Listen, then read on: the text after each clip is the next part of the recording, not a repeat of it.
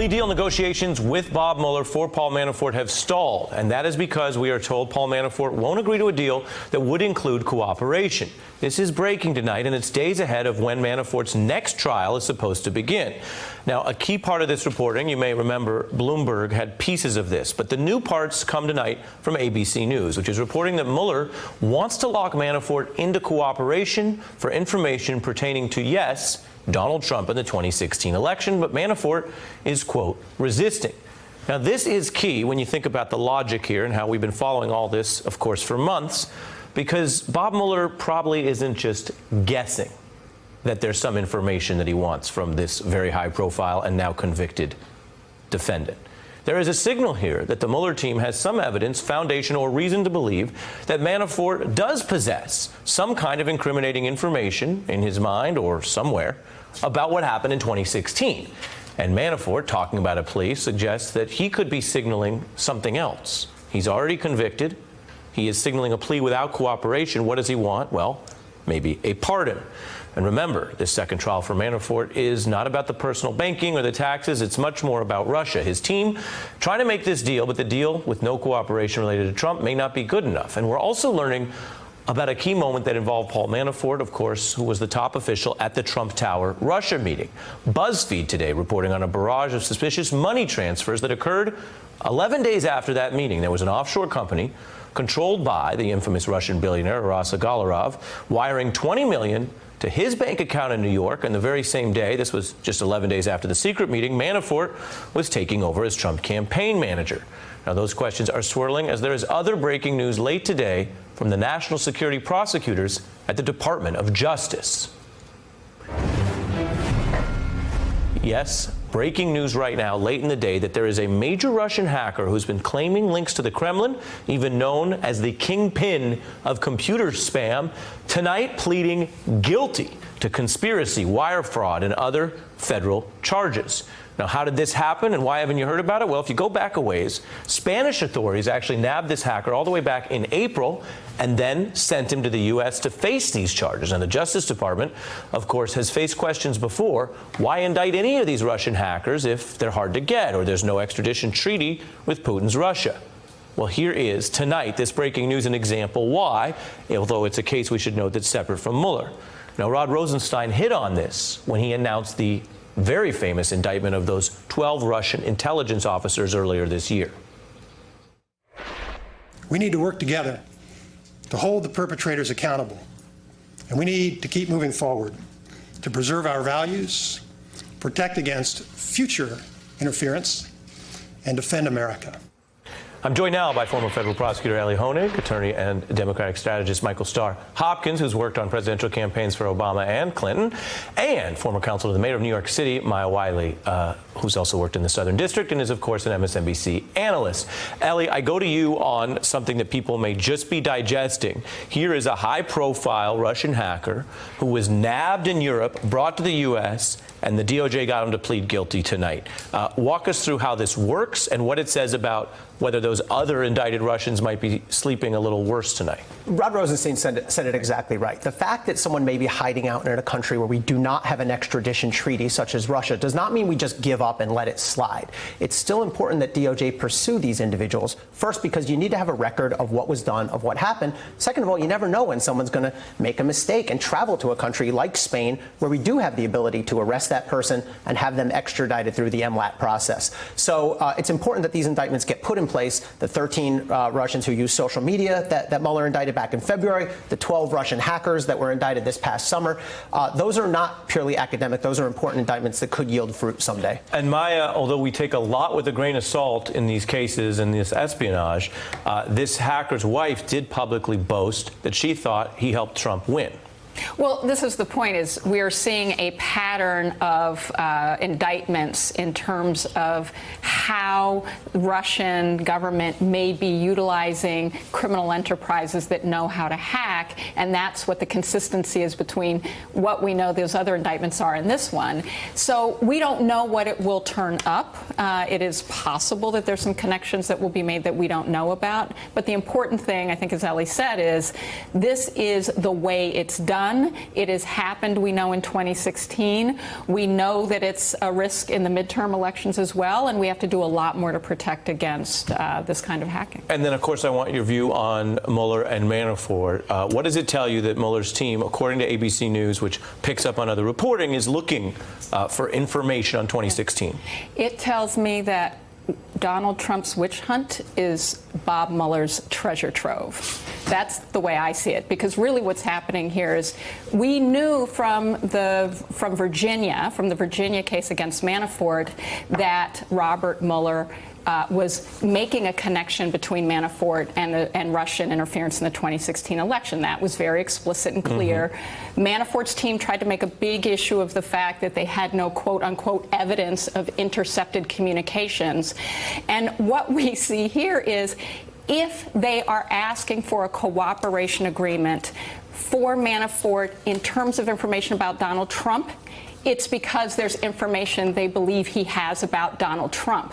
So you can say witch hunt all you want, but there is no reason to ask for a cooperation agreement where there is no cooperation that would be beneficial to the prosecution. And look, just look at the timeline here. He gets hired by the campaign in March. 2 weeks later, he's emailing Kilimnik, who is known to be former Russian military intelligence, is also indicted and hiding in Russia. Who's his co-defendant in the next trial, about whether he has shared those emails with Russia, and he uses the initials of Oleg Deripaska, who is literally, he is indebted to for millions of dollars. We know that he volunteered to join the campaign when he was dead broke, trying to live like a Kardashian. Well, to be fair, he wasn't broke. He was deeply in debt. Okay, deeply in debt. Broke would be much richer than what he was. Okay, fair point. So the point is that by April, he's actually looking to trade his position in the Trump administration through emails with a former Russian military intelligence person with a Putin oligarch who, by the way, was sanctioned for his involvement in the 2016 campaign. There are too many facts of connection here just by what we know publicly, not to believe that Paul Manafort does know something. Right, and you're making the key point from a prosecutorial perspective, Maya. That's the floor, not the ceiling. That's Correct. The floor of what's known. Mueller has more than that, and Michael is using that to push for cooperation. Speak to the points that Maya raises, the desperation that Manafort had in this situation, which is why he may have been trying to make these money moves, if you will, and whether you think this is a final public bid for some kind of pardon messaging.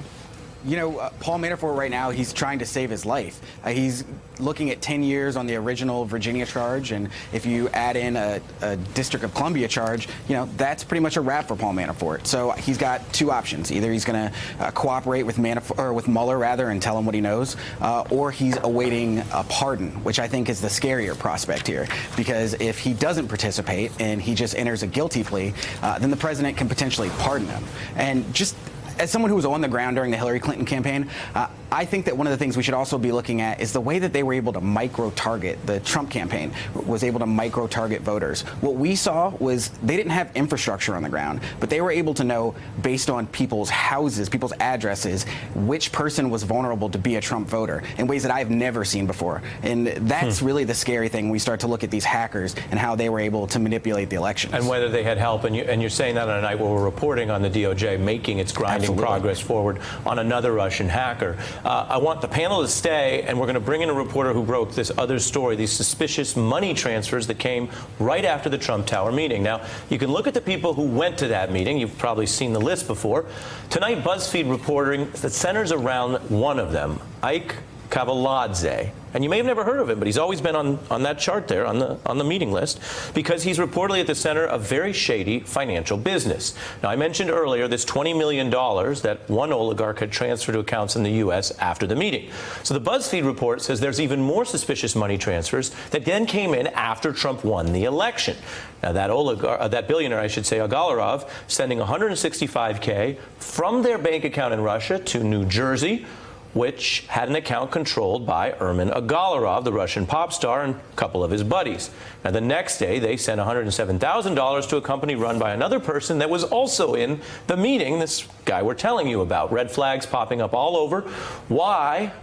did these people working with a construction empire get all this money moving around in what many people say was suspicious? That's what it's called, according to the feds. And bankers tasked with investigating this found one more thing, that Ike Kavaladze previously was investigated for, yes, money laundering. In fact, the GAO reporting he created over 2,000 different corporations which were suspected of money laundering for Russian real estate moguls. Now, I want to be clear about what we don't know. None of this connects directly back publicly to Donald Trump, but it does suggest a lot of questions that the authorities are looking at. And so I keep our prosecutors in our panel, but I bring in Jason Leopold, who worked on this story for BuzzFeed. What's the bottom line? Well, the bottom line right now is that obviously investigators and congressional committees are trying to figure out whether any of this money that passed through a number of different countries into the U.S.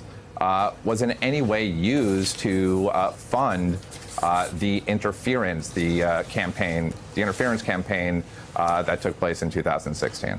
When you refer to these suspicious filings, the SARs, they're often called, this is a financial operation. What do you know about whether Mueller has this stuff or is interested in it? We definitely know that Mueller has it. We have seen letters, for example, that the Senate Intelligence Committee has sent to Treasury requesting the exact same documents. And in those letters, they've actually said, send it to us before you send it to Mueller. So we know that there is a sharing agreement going on. But it's also important to note that, where these suspicious activity reports are actually housed, that the FBI also has access to that database and can easily grab it. It seems to me the big question that authorities need to get at is causality here. Have you seen Ozark by chance? I'm sorry? Have you seen the Netflix show Ozark? Oh, I have not. Sorry. So it depicts over 2 seasons in lurid detail what happens if you get too deep in money laundering with all sorts of foreign, contraband and mafioso types. And one of the things that comes through is if you're money laundering all the time, it's very hard to get out from under it and get away from it. And so one negative thing that could be positive for Trump that I put to you and then our prosecutors is, what if these individuals were doing suspicious stuff, a.k.a. alleged money laundering, all the time? And so they did it before and after the Trump Tower meeting because they're always doing it, but it doesn't link back to the meeting. It's an interesting question. I mean, first, let's note that the attorney for Ike Kavaladze and the Agalarovs said that all of these transactions are wholly above board. They're absolutely legitimate. He would not get into any details about these transactions. But well, that's understandable. Obviously, if you have legitimate above-board transactions and you're under this kind of scrutiny, you would withhold all of the information that might disprove the suspicions. That's normal. But to your other point, I mean, like Manafort, these individuals came under scrutiny largely because of where they were at the time. Like Manafort, he was under investigation by the FBI and the Justice Department back in 2014, right. When they were looking at Yanukovych's money. He didn't get back into the crosshairs of federal law enforcement until after he became campaign manager, and obviously when the probe started. And I think it's the same goes with this. The banks noted that when they were sending this to law enforcement, that this is something that they did a sort of a look-back project. Let me take that to Ellie. Yeah, so prosecutors build off of SAR's suspicious activity reports all the time. It's very common. 2 things jump out at me here if I'm looking at it from a prosecutor's lens. The timing, first of all. These transactions happen on June 20th, the first set, which is 11 days after the Trump Tower meeting, and which is the very day Manafort gets named the campaign chair. This guy, as Maya pointed out, with all this crushing debt to Russian oligarchs. That's suspicious. Could it be coincidence? Prosecutors are trained to be skeptical. And then the second batch happens right after the election, and now it's a feeding frenzy, and everyone's trying to get their access. But look at the structure, too. Legitimate payments are just A to B. A pays B. Why are they using shell companies here? Why are they reactivating dormant accounts? Why are they sending money through Jersey's a lovely place, but there's no reason to send your money through. So you think this is a big story? It could be. I think there's a lot of dots that still need to be connected, but those 2 things would draw my attention. I'll bet have drawn Mueller's attention. I agree. I got to say, I mean, I don't know, the two, especially that one of those accounts dormant for unused since 2015, all of a sudden has tons of money passing through it. And, you know, in this particular instance, fraud ain't free. So it had to get paid for somehow. And the fact that this is an instance in which it demonstrates why Mueller has to investigate. Right. I think if nothing else, one of the things that's so significant here is you can't call it a witch hunt when you have these kinds of facts. Doesn't mean we Right. know what they'll prove. It means it's absolutely legitimate and important that we understand what transpired. Right. And I think it was Elliot Ness who said, I don't want no frauds. Hey, I'm Ari Melber from MSNBC. You can see more of our videos right here, or better yet, subscribe to our YouTube channel below. You could have been anywhere in the world, but you're here with us, and we appreciate that.